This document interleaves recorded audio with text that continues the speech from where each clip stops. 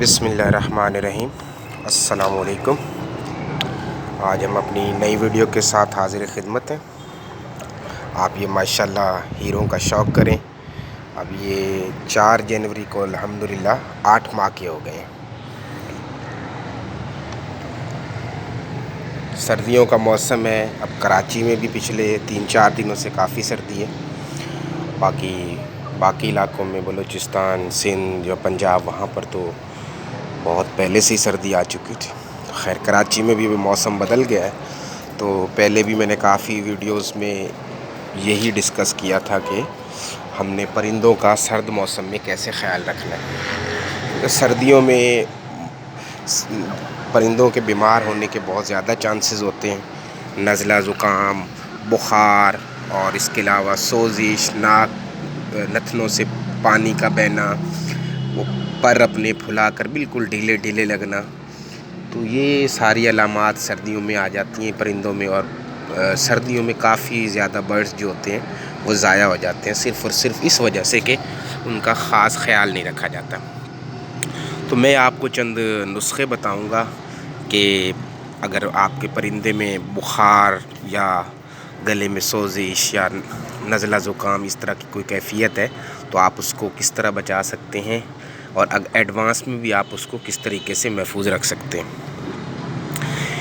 आपने एक काम ये करना है कि सर्दियों में चूँकि एक्टिविटी इतनी ज़्यादा नहीं होती परिंदों की, तो परिंदों के लिए मीठा पानी से बहुत ज़रूरी होता है। तो आप ORS का पानी पिलाएं, गुड़ का पानी पिलाएं, जामे शीरी भी हो सकता है। ये इनको मूंगफली खिलाता हूँ।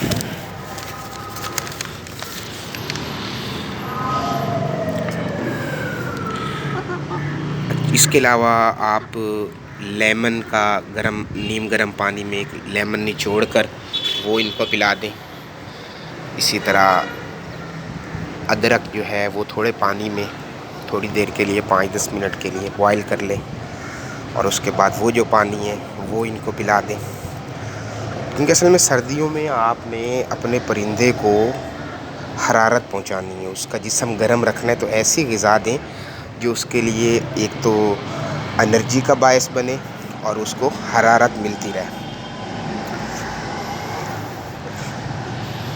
अच्छा, इसके अलावा अब ये है कि आप, ये तो देसी चीज़ें थी कि आप लीमू का कहवा या अदरक का कहवा आपने दिया।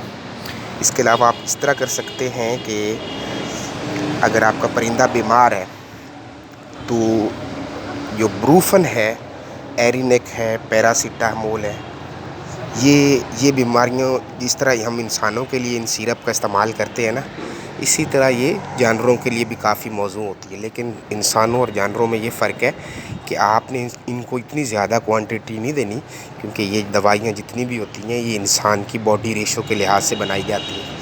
तो आप इनको बहुत ज़्यादा दवाई दे देंगे तो बजाय इसके कि आप ये समझें कि ये तो फ़ौरन ठीक हो जाएगा, उससे आपका जो परिंदा है वो एक्सपायर हो जाएगा। मसलन मैं आपको एग्ज़ाम्पल देता हूँ, आपका परिंदा बीमार है, आप एरिनेक बहुत ज़्यादा आज़मूदा है, और एरिनेक्स मैं ख़ुद भी आज़माता रहा हूँ, मेरे परिंदों में भी थोड़ी बहुत मुझे ऐसे महसूस हुआ बीमार हो रहे हैं।